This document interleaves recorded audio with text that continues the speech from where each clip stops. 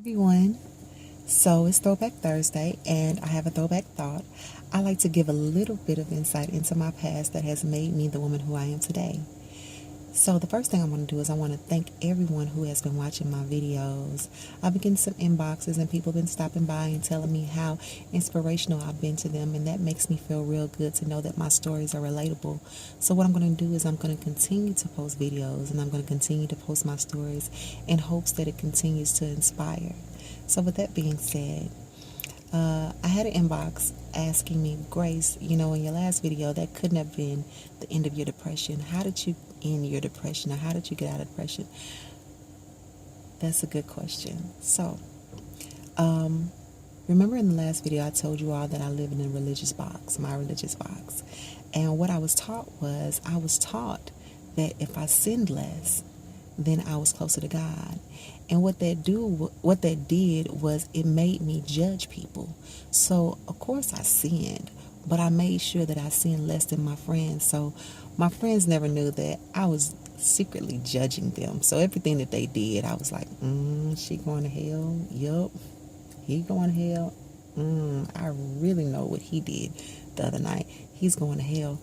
And it's sad to say, but I was judging my friends based on the fact that I sinned less than they did.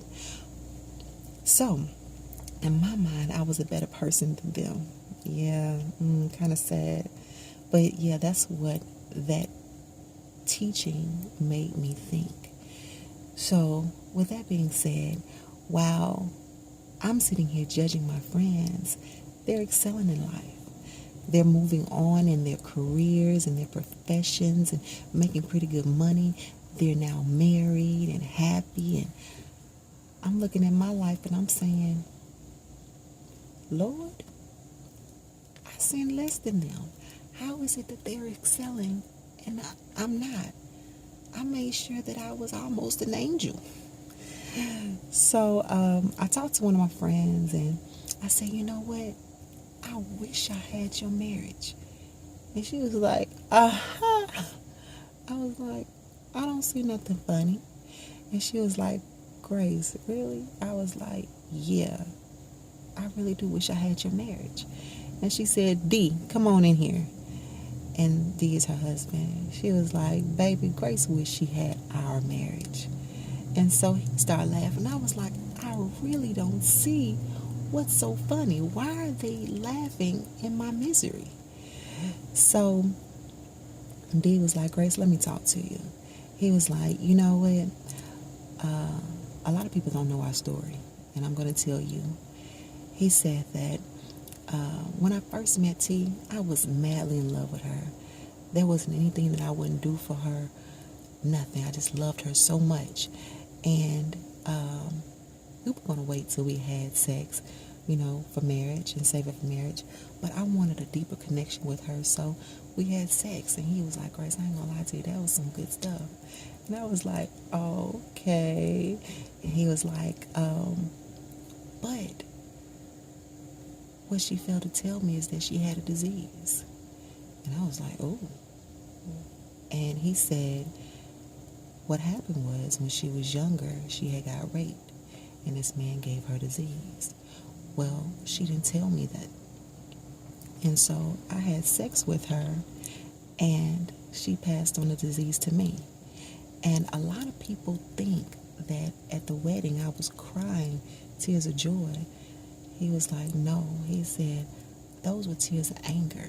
He said, because I only married her because I didn't want to pass on the disease to somebody else like she passed it on to me.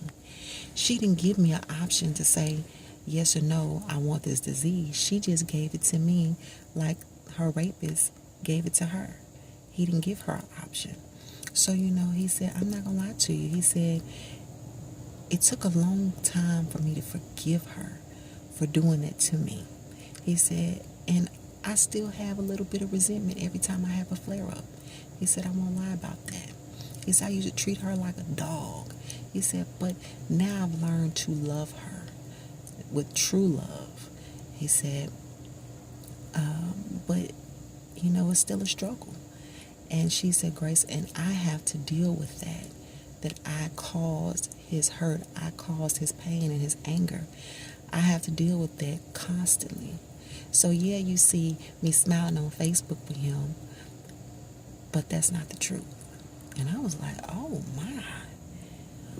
And you know, that was kind of deep to know their story. And here I am wishing to have what they have, and I have no idea, or excuse me, I had no idea what they were going through. So that Sunday, I went to church and pastor was teaching on coveting. Imagine that. And he said, stop coveting thy neighbor. He said, you keep on wishing you have what other people have, but you don't know what it took for them to get to where they are. You don't know what is taking them to stay where they are, and you don't know where it's taking them. You don't know where they're going. And I was like, oh my, he's absolutely right. And then it all made sense at that point. So what I had to do was I had to stop worrying about everybody else's life. Because what it was doing was it was making me bitter to know that I was trying to live right and I wasn't receiving the blessings that I felt that I should have been receiving. And that contributed to my unhappiness or my pain and my depression. So I had to start worrying about grace. And in that, what happened was when I started focusing on me and started focusing on all my friends and their success, then I was able to find my purpose. And then I was able to find grace. So that's how I got out of depression.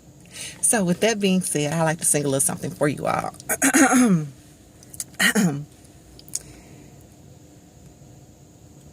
Oh, yeah, that song right there. What God has for me, it is for me.